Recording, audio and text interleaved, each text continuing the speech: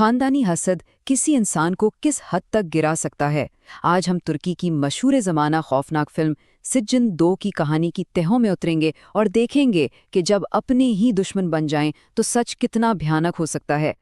یہ ایک جملہ ابھی تو شاید اس کا کوئی مطلب نہ بنے، لیکن اسے ذہن میں رکھیے گا، کیونکہ جب ہم اس کہانی کے آخر تک پہنچیں گے تو یہی ایک جملہ ہر بند دروازے کو کھول دے گا اور ہر راز سے پردہ اٹھا دے گا۔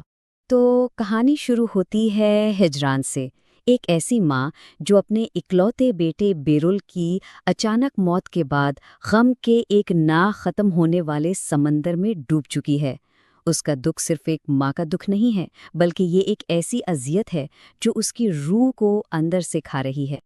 لیکن بات صرف غم کی نہیں ہے۔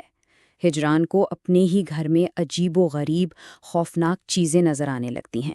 یوں لگتا ہے جیسے اس کا اپنا گھر ہی ایک قید خانہ بن گیا ہو، جہاں ہر سایہ ایک خطرہ اور ہر آہٹ ایک دہشت کا پیغام لاتی ہے۔ اس کا شوہر عدنان اسے سمجھاتا ہے کہ یہ سب بیٹے کی موت کے صدمے کا اثر ہے، بس اس کا وہم ہے۔ لیکن ہجران کو اندر سے پتا تھا، اسے یقین تھا کہ یہ صرف وہم نہیں ہے۔ اسے اپنے ارد گرد ایک حقیقی، ایک شیطانی طاقت کا احساس ہوتا ہے، ایک ایسی موجودگی جو اسے جواب ڈھونڈنے پر مجبور کر رہی تھی۔ جب کوئی راستہ نہیں بچتا تو ہجران اپنی آخری امید لے کر ایک خوجہ کے پاس پہنچتی ہے، ایک ایسے عالم کے پاس جو ان تاریک رازوں کو جانتا ہے جو عام انسان کی سمجھ سے باہر ہیں۔ اور وہاں ہجران پر ایک ایسی حقیقت کھلتی ہے جو اس کے تصور سے بھی باہر تھی۔ خوجہ بتاتا ہے کہ وہ 41 ٹانکوں کے جادو کا شکار ہے۔ یہ کالے جادو کی سب سے طاقتور اور خطرناک قسموں میں سے ایک ہے۔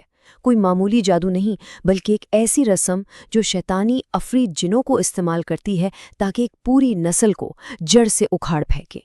مگر سب سے بڑا، سب سے خوفناک جھٹکا تو ابھی باقی تھا۔ حجان نے بتایا کہ اس کا بیٹا کسی حادثے میں نہیں مرا تھا، وہ اس لعنت کا پہلا شکار تھا، اور یہ سلسلہ یہیں نہیں رکے گا۔ یہ جادو تب تک چلتا رہے گا جب تک حجران کے خون کا آخری فرد بھی ختم نہ ہو جائے۔ اس گہرے اندھیرے میں حجان نے اسے 2 اشارے دیے، 2 ایسی باتیں جو حجران کو ایک خطرناک سفر پر لے جاتی ہیں، ایک ایسا سفر جس میں اسے اپنے ہی خاندان کے اندر چھپے ہوئے سچ کو ڈھونڈنا تھا۔ ان اشاروں کے ساتھ ہجران اب ہر اس کہانی پر شک کرنے لگتی ہے جو اسے بچپن سے سنائی گئی تھیں۔ اس کی تلاش اپنے ہی رشتہ داروں سے شروع ہوتی ہے اور ایک ایسے سچ کی طرف بڑھتی ہے جس کا سامنا کرنے سے شاید وہ خود بھی ڈرتی تھی۔ اس کی ماں نجمیہ اسے خاندان کے ایک پرانے المناک واقعے کی یاد دلاتی ہے، اس کی خالہ زہرہ کی کہانی۔ کہا جاتا تھا کہ اس کے شوہر نے اپنی 2 بیٹیوں سمیت اسے قتل کر دیا تھا اور پھر خود بھی جان دے دی تھی۔ یہ خاندان پر ایک بدنما داغ تھا۔ سچ کی تلاش ہجران کو اسی ویران گھر کی دہلیز پر لے آتی ہے جہاں یہ سارا خونی کھیل ہوا تھا، ایک ایسی جگہ جسے لوگ جنات کا مسکن کہتے تھے، جہاں کوئی قدم رکھنے کی ہمت نہیں کرتا تھا۔ لیکن ہجران نے فیصلہ کیا، وہ ڈر کے پیچھے نہیں ہٹے گی۔ اور اس گھر کے اندر دیواروں میں چھپا اسے کچھ ملا، ایک بدشکل گڑیا جس پر پورے 41 ٹانکے لگے ہوئے تھے۔ یہ گڑیا صرف خوجہ کی بات کا ثبوت نہیں تھی، بلکہ یہ اس پورے راز کو کھولنے کی چابی تھی۔ اس گڑیا کے ملتے ہی واقعات کا ایک ایسا سلسلہ شروع ہوتا ہے جو ہجران کی دادی کے بستر مرگ پر جا کر ختم ہوتا ہے، اور وہاں مرنے سے پہلے وہ ایک ایسا اعتراف کرتی ہے جو ہجران کی پوری زندگی، اس کی پوری حقیقت کو ٹکڑے ٹکڑے کر دیتا ہے۔ اعتراف کی شروعات ہوتی ہے وجہ سے، مقصد سے۔ ہجران کی ماں یعنی نجمیہ بانجھ تھی اور اپنی بہن زہرہ کو 2 بیٹیوں کی ماں دیکھ کر وہ حسد کی آگ میں جل رہی تھی، ایک ایسی زہریلی آگ جو انسان سے کچھ بھی کروا سکتی ہے۔ اسی حسد نے نجمیہ اور اس کی ماں سے ایک شیطانی منصوبہ بنوایا۔ انہوں نے زہرہ کو دھوکہ دیا، یہ کہہ کر کہ وہ بیٹے کی پیدائش کے لیے ایک خاص عمل کر رہی ہیں، جبکہ حقیقت میں وہ اپنی ہی بہن اور اس کے خاندان کو تباہ کرنے کے لیے کالا جادو کر رہی تھیں۔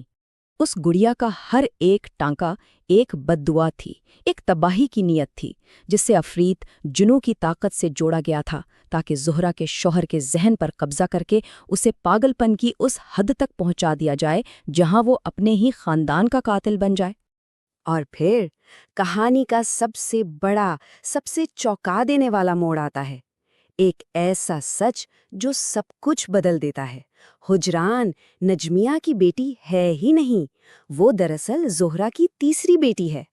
جن لوگوں کو حجران ساری زندگی اپنی ماں اور نانی سمجھتی رہیں، وہی اس کے خاندان کے قاتل تھے، وہی اس کے اصل دشمن تھے۔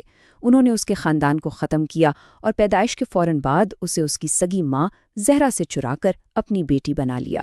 یہ انکشاف ہجران کو ایک ایسے مقام پر لا کھڑا کرتا ہے جس کا تصور بھی نہیں کیا جا سکتا۔